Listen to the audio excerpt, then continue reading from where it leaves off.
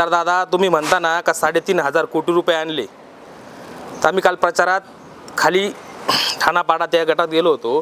तिथं मुरंबी गावाच्या पाठीमागे एक 2 किलोमीटरचा रस्ता आहे. तिथं बोर्ड लावला आहे. त्या बोर्डावरती 2,29,00,000 लक्ष असा काहीतरी निधी आहे.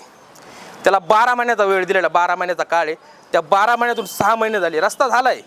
रस्त्यावरती BBM केलं आहे, कार्पेट केलं आहे.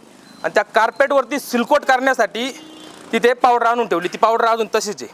आता तुम्हाला पूर्ण गंमत सांगतो त्याची.